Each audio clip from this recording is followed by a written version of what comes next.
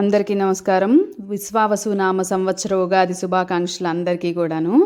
So Ugadi పండగ గురించి ప్రత్యేకంగా చెప్పాల్సిన అవసరం లేదు. తెలుగు ప్రజలందరికీ బాగా అసలు మొత్తం దేశం మొత్తం అందరూ బాగా సెలబ్రేట్ చేసుకునే ఫెస్టివల్స్లో ఉగాది ఒకటి కదా. ఈ ఉగాది పేరు వచ్చేసి విశ్వావసు నామ సంవత్సరం అనమాట. ఈ విశ్వావసు నామ సంవత్సరానికి సూర్యుడు అధిపతి అని కూడా చెప్తూ ఉన్నారు. ఈ పండగ వివరాలు నాకు ఇంతకన్నా ఎక్కువ తెలియదు. అయితే ఉగాది పచ్చడి చేసుకోవడం మాత్రం చిన్నప్పటి నుంచి తెలిసిన జ్ఞాపకం. మా మమ్మీ చేస్తున్నప్పుడు మా మమ్మీకి హెల్ప్ చేసిన అప్పటి నుంచి కూడా ఇప్పుడు నేను చేసే అంతవరకు కూడా. సో ఉగాది పచ్చడి మా ఇంట్లో చాలా చాలా టేస్టీగా కుదిరిపోతుంది అనమాట ఎవ్రీ ఇయర్. ఈ ఇయర్ కూడా నేను ప్రిపేర్ చేశాను, చాలా బాగా కుదిరింది. ఓకేనా. సో ఉగాది పచ్చడికి ఇంగ్రీడియంట్స్ అన్ని తెచ్చేసుకున్నారా మరి? ఇందులో ఫస్ట్ది వేప పువ్వు కదా. ఇందులో మా మమ్మీ చిన్నప్పటి నుంచి చెరిగి ఓన్లీ వేప పువ్వు కాకుండా రేకులు వేసేవాళ్ళు అనమాట.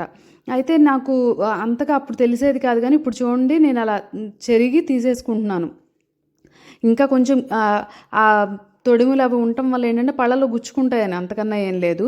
చక్కగా ఫస్ట్ ఏం చేశానంటే వేప పువ్వుని చక్కగా నుసిమేసి చెరిగేశాను, ఓన్లీ పువ్వు వరకు వచ్చేలాగా అనమాట.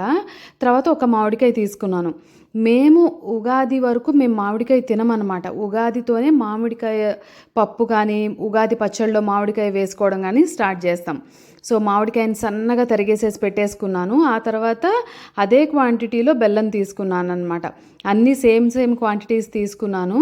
సో బెల్లం తురిమి పెట్టేసుకున్న తర్వాత దాంట్లోనే అరటిపండుని కూడా చక్కగా తరిగేసేసి పెట్టుకున్నాను, చూసారు కదా. సో ముందు బౌల్లో బెల్లం తురిమింది యాడ్ చేసేసాను. చక్కగా తురిమేసుకోండి, లేకపోతే అవెన్లో ఒక్క 30 సెకండ్స్ పెట్టారంటే సాఫ్ట్గా అయిపోతుంది, తురిమేసుకోవచ్చు. మన ఛానల్లో వీడియో ఉంది చూడండి. తర్వాత దీంట్లోనే చక్కగా తురిమి పెట్టుకున్న అరటిపండు వేసేసాను. చక్కగా సన్నగా తురిమేయండి. చింతపండు ముందే నానబెట్టి పెట్టుకున్నాను కాబట్టి కొద్దిగా చింతపండు పులుసు, అన్నీ సమానమైన క్వాంటిటీస్లోనే వేయొచ్చు. నేను చింతపండు పులుసు కొంచెం తక్కువ వేసాను అనమాట.